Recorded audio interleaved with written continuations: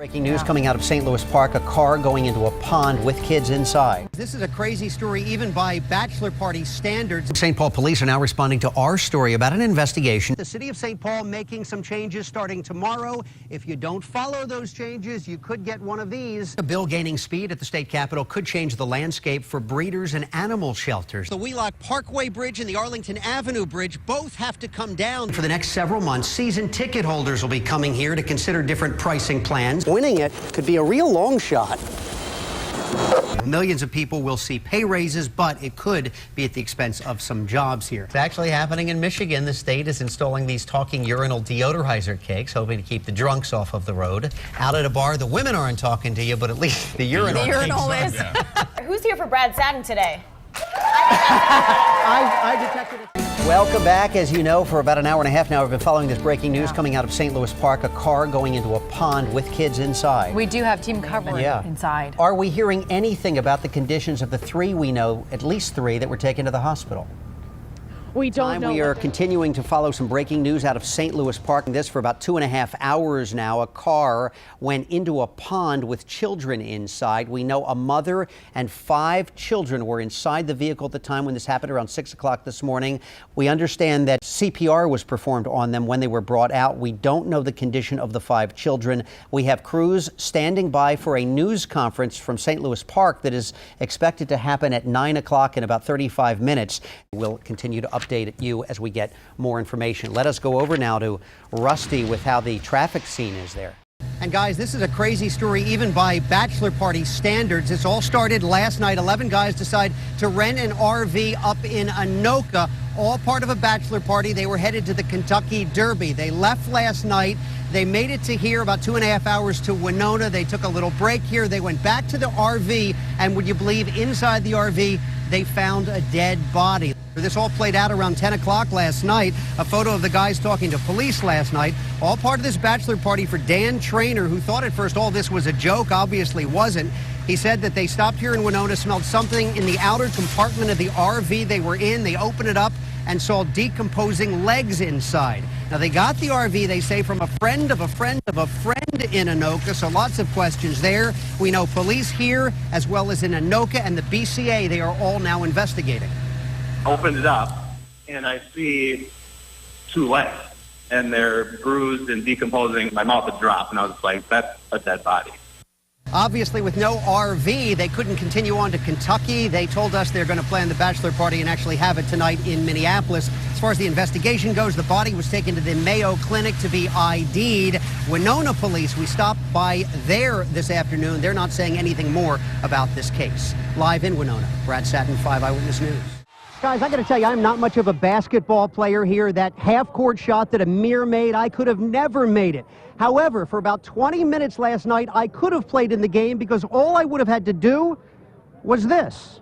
Here's Amir Coffey from a long way. Got it! Coffey! Just throw up a prayer and pray to God that it goes in. It went in all right from almost 70 feet out. Amir Coffey's game winner, a miracle buzzer beater. It took me a few seconds to actually realize that it went in. The basket sent Hopkins to the championship game against Lakeville North tomorrow night, but don't ask this sophomore to do that again. I think that was a once in a lifetime. I don't think I could hit that again if someone paid me to do it. The #1 play on ESPN last night. Safe to say Mom was more nervous than he was. And I felt like, oh my goodness, I need those paddles to start my heart again, because it was like a heart attack moment. Hopkins into the state championship game. But if that was a heart attack moment, it followed 20 minutes of barely a pulse basketball, downright boring. We might have a riot here from the fans. And does this generate talk next year of instituting a shot clock in high school? With no shot clock in the high school league, Hopkins through 4 overtimes mostly just held the ball, opting to let the clock wind down to take a final shot for a win.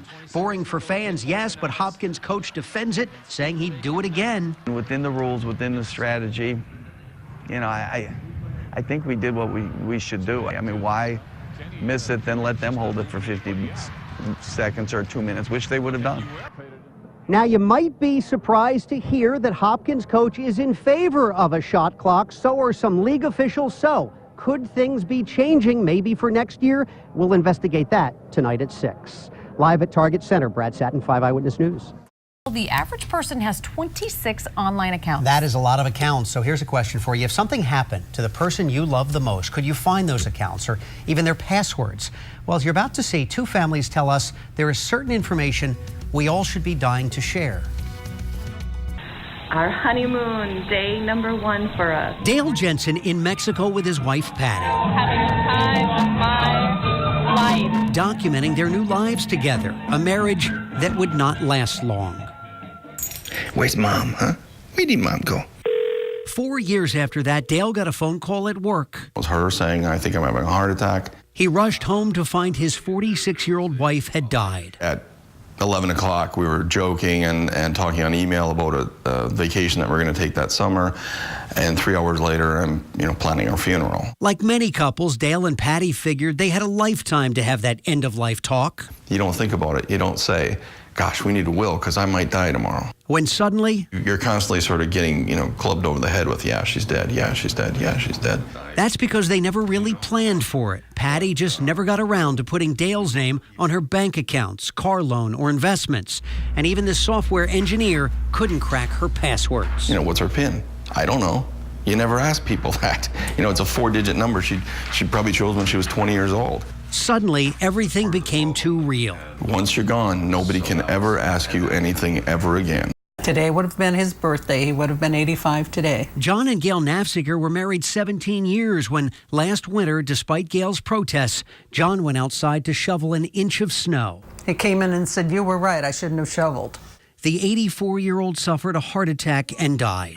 In the blur that followed, Gail took some comfort in knowing their affairs were in order. We had discussed it many times. In fact, we had pre-planned funerals. We had a trust. The trust itself was over 100 pages and made clear who got what, meticulously prepared and often reviewed. If something were to happen, they were ready, or so she thought. You thought you were set up? Absolutely. We didn't. We were not. Several lawyers and realtors later, Gail is still sorting things out, blaming the mess on one attorney's really bad advice. Their main thing was, do not tell your children what you're doing. This turned out to be probably the worst advice I've ever had in my life. It left Gail and her daughter feuding with other family members. From the minute it happened to today, she's not really had a moment to grieve for him. If their stories had you saying, I don't want that happening to my family, it had me saying the same thing. So I asked estate planning attorney Jody Cohen-Press to come by and help me sort out what I needed to know about my own parents. Do they have life insurance? Do they have annuities? Do they have retirement plans? Do they have long-term care insurance? That's a big issue. I didn't exactly pass her quiz, so she gave me some homework. You said your parents are having their 50th anniversary? We're throwing them a big party. She told me to fly home and enjoy that 50th anniversary party. But after the cake was cut and the last song played, to sit down with my mom, dad, and brother and get some answers. But where do you even start? You guys had a good time at your 50th? Fabulous. In the off chance there's not a 100th, I thought we needed to talk. Okay. I'm ready. We never had any of this conversation. How come? It's a tough talk because you don't want to think about that time. You don't think about that time. No, she's right. She's absolutely right. If something were to happen to one of you, the other knows where all the passwords are, knows the bank accounts, knows all the information. The other's ready to go? Or? Not exactly. Mom says she is, but Dad? Mom always has taken care of all the details. So if she lands in the hospital or even worse... She's in bad shape. Who's the executor? Who's in charge if something happens? You are, honey. Why is this news to me? I thought you knew it. And it turns out I may not even be the best choice, according to our probate lawyer. You live in Minnesota, right? And they live across the country. Yes. How will you manage that? How are you going to do that? Do I call you? I'm suddenly starting to feel maybe we're not ready. So armed with 10 questions all adult kids should ask their parents, I delivered them rapid fire to my mom and dad. You just give me yes or no, we're ready. Healthcare directive? Yes. Power of attorney? Yes. Hesitation? Hesitation because I'm still thinking about it. Will? Yes. Trusts funded? No. Life insurance? 401ks? Yes. IRAs? Yes. Long-term care insurance? When was the last time you looked at this stuff? As for online passwords, are they written down in a secure place? Yes. Do you know where that secure place is?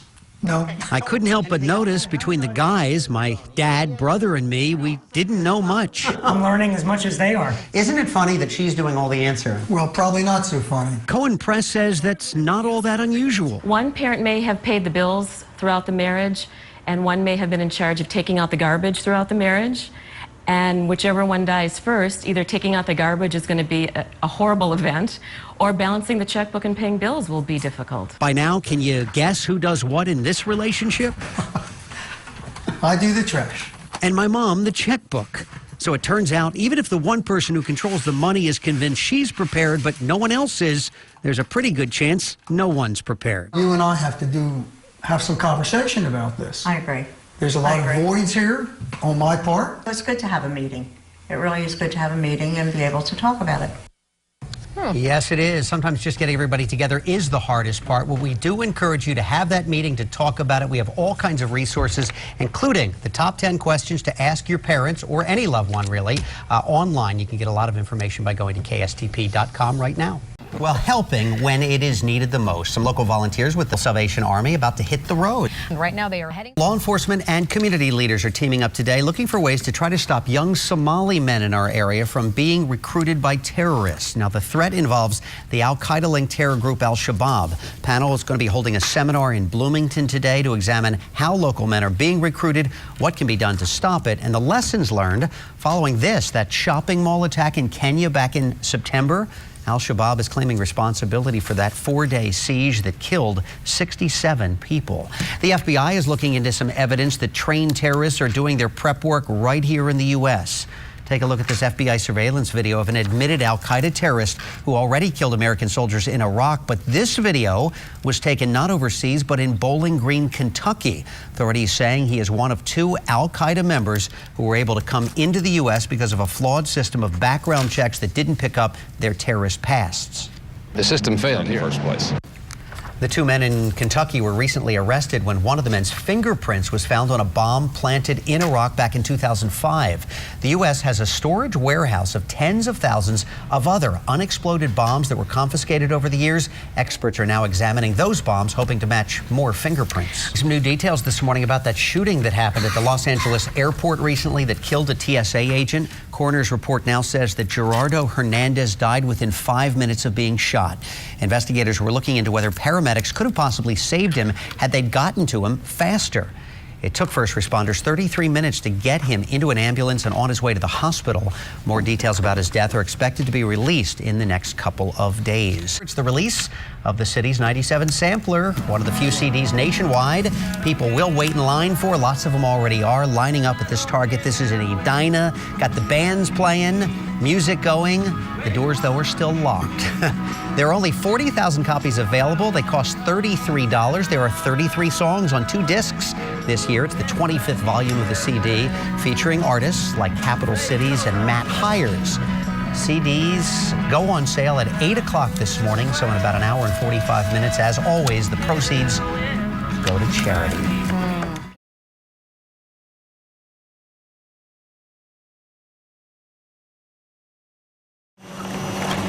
Sounds harmless enough, printing a coupon online, entering a contest, even buying a box of cereal, but maybe it's not. General Mills just changed its privacy policy. If you do any of those things, possibly simply even liking their Facebook page, it could limit your rights to sue the company. Looks like we have a lot of unlikes to do on Facebook today. When I get deathly sick and I can't, they're basically telling me how I can sue them.